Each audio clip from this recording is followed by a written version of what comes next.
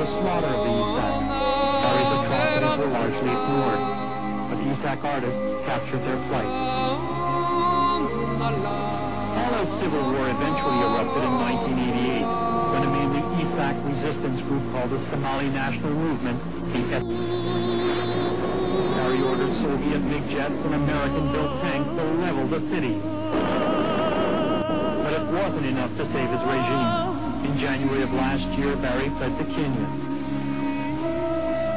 His bodyguards gunned down and left to rot outside the presidential palace. In the north, the Isaaqs inherited a dying land. In Hargeisa, once home to 500,000 people, 50,000 houses. Like, here you can see how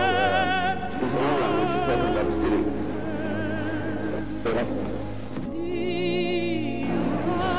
burburka baa xataa loogu muuqdaa ciidamadii diktaatoorkii maxamed alkan magaalada ee qorshaxuun magaaladu siday u dhan tahay waa sidaad arkaysaan iyo si ka daran aargudasho ilaa naxariisa ummaddu ay ka eriyaan kana xorayaan ummadda soomaaliyeed dulliga iyo darxumada saaran markaasi waxaa uu noqday aayatiinkii ummadda soomaaliyeed sidaad arkaysaan waa qankii aargudasho mar kasta oo xabadda waa taasi u muuqata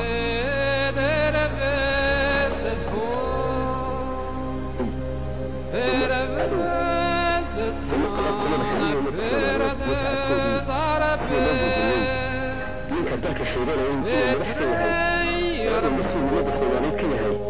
waa ka sidaa u burburiyey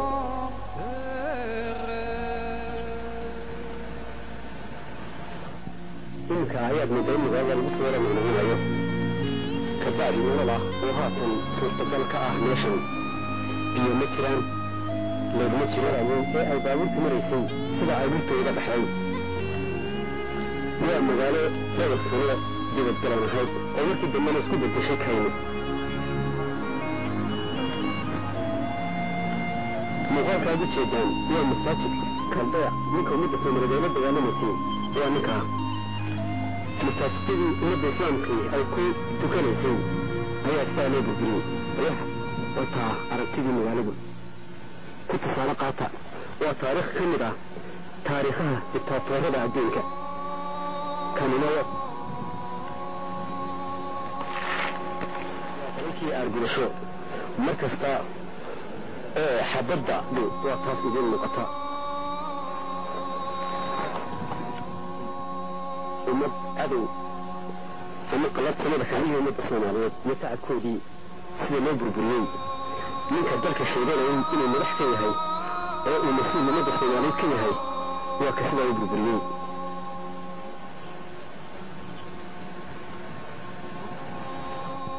iminka ayaad moodaa in magaalada lagu soo waramaynaanayo kabacdi nolol ah oo haatan suurtagal ka ah meeshan biyo ma jiraan leegma jiranayo ee ay baabuurta maraysay sida ay dhultooda baxday waa magaalo dhowr sano dibadgalan ahayd oo markii dambena isku bedeshay kayno muuqaalkaad u jeedaan waa masaajidka kaldaya ninka ummadda soomaaliyeed la dagaalamaysay waa ninkaa masaajidadii ummadda islaamkii ay ku tukanaysay ayaa sidaa loo burburiyey wataa aragtidii magaaladu ku tusaale qaata waa taariikh ka mid ah taariikhaha diktaatoorada adduunka kanina waa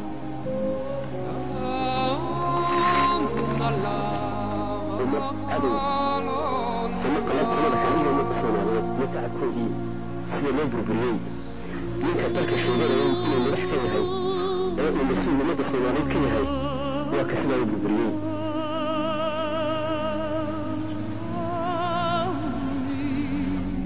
iminka ayaad moodaa in magaalada lagu soo waramaynaanayo